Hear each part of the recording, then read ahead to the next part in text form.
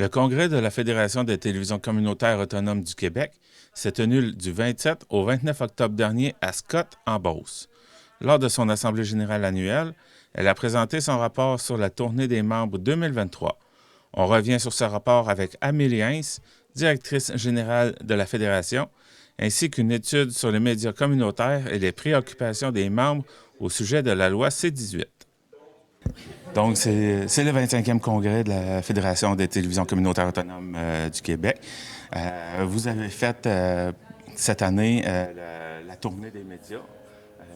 Qu'est-ce qui en est ressorti?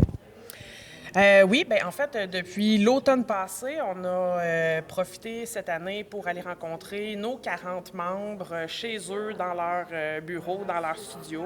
On voulait profiter de l'occasion pour mettre à jour toutes les données qu'on avait sur nos membres, leur fonctionnement, qu'est-ce qu'ils produisaient, comment ils produisaient, avec qui ils produisaient.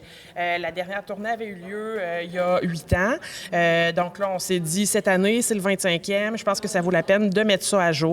Donc, ce qui est ressorti, en fait, de très positif, c'est qu'on a remarqué que les membres ont une couverture beaucoup plus grande qu'il y a 8 ans. Donc, les TV communautaires du Québec sont toujours présentes dans 15 des 17 régions administratives, mais couvrent maintenant plus de 500 municipalités partout au Québec, surtout dans des petites régions éloignées.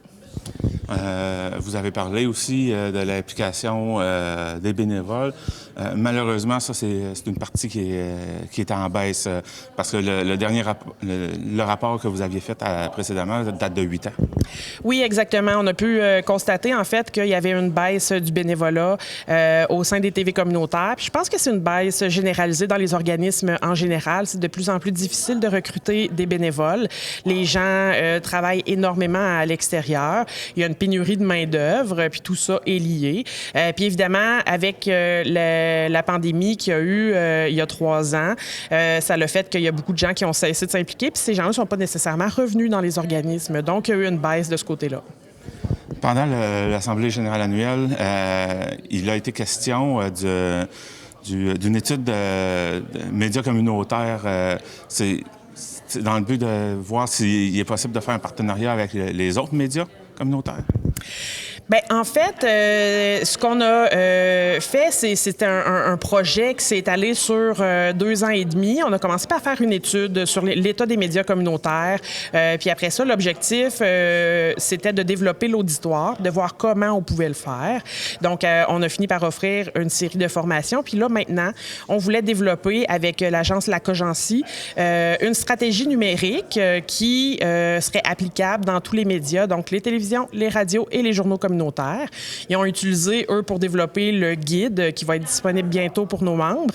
6 médias communautaires, donc 2 représentants de chaque secteur, pour développer vraiment un guide qui allait permettre à chaque média communautaire de développer une stratégie numérique particulière à eux.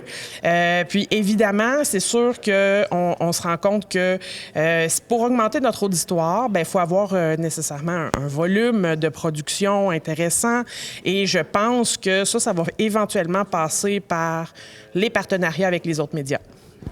Donc, cette étude-là, c'est quoi la suite avec ça?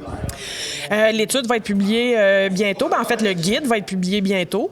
Il va être rendu disponible à tous les membres. On va le mettre sur notre boîte à outils qui est directement sur notre site Internet. Et éventuellement, il va falloir en parler avec le conseil d'administration, mais on a comme projet d'engager un agent de développement communautaire qui pourrait aller aider directement sur le terrain nos membres qui veulent mettre en place la stratégie numérique grâce au guide qui aura été produit par la Cogency. Quelque chose qu'on pourrait rajouter?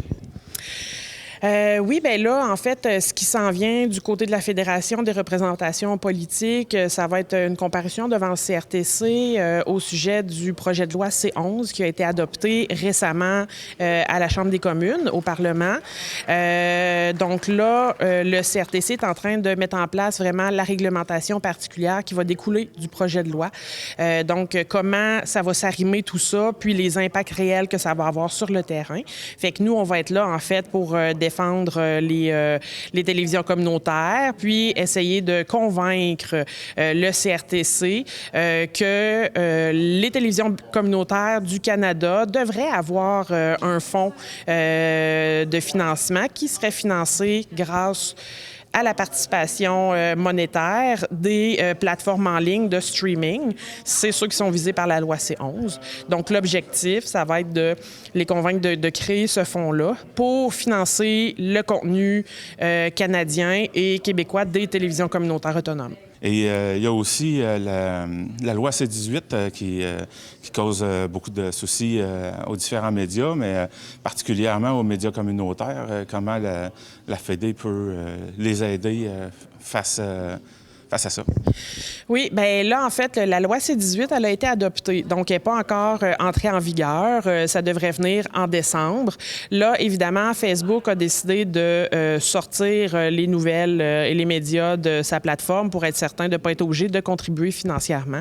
Donc, ça, c'est vraiment un très gros inconvénient parce que ça vient invalider un peu l'esprit de la loi parce que ils ne vont pas contribuer plus que ce qu'ils devraient. Puis, c'est pas ça qu'on veut. Google menace de faire la même chose. Donc là, ce qui reste à voir, c'est est-ce que le gouvernement va reculer, modifier sa loi pour s'assurer que Facebook et Google contribuent financièrement à la création de nouvelles locales qui circulent sur leur plateforme. Donc nous, c'est sûr que depuis le début, on fait des représentations pour s'assurer que les médias communautaires aient accès à signer des ententes bilatérales avec les plateformes, donc Facebook et Google. Mais évidemment, si eux retirent le contenu qu'on crée, on n'aura même pas accès à signer des ententes avec eux. Donc là, c'est ça. Normalement, on ferait partie de ceux qui ont droit, qui ont accès à signer ces ententes-là. Reste à voir si Google va rester dans le projet ou pas. Mais c'est évident que nous, on est prêts à déployer, en fait, tous les efforts nécessaires pour faire des demandes au nom de tous nos membres, parce que c'est en se regroupant ensemble qu'on va avoir plus d'impact puis être certain que les plateformes ne pourront pas nous ignorer. Des prix ont également été remis lors de ce congrès. Dans la catégorie Développement des communautés, la télévision communautaire des Bois-Francs a été récompensée pour sa série d'émissions Diversité Victo, qui présente des entrevues approfondies avec des gens issus de divers horizons culturels, professionnels et personnels. Dans la catégorie Relève, la télévision régionale des Moulins a été nommée gagnante pour son projet 54321 Action, un projet de création et de réalisation d'une vidéo de type docu-fiction qui aborde la pression scolaire, la sexualité et l'identité à laquelle des jeunes de la Maison des jeunes de Repentigny ont pris part. La télévision régionale de la Haute-Côte-Nord a remporté le prix Mission sociale pour sa série d'émissions Sans tabou, de la dépendance à la transidentité ou encore de la sexualité à l'anxiété. Ces émissions parlent ouvertement de sujets plus délicats. Le fondement de l'émission est de mettre en avant-plan l'être humain au cœur des discussions et dans le plus grand respect. Un projet qui a fait réfléchir et qui a touché les gens de la région. Enfin, le prix Télévision de l'année, nouveau dans le cadre des 25 ans de la Fédération, qui est un prix coup de cœur du public et où les membres avaient comme consigne de voter pour une télé autre que la leur, a couronné 2 membres ayant récolté le même nombre de votes de la part de leur père, soit la Télé du Rocher-Percé et la télévision communautaire de la Matapédia. C'était Jean-Denis Laparrière à Scott.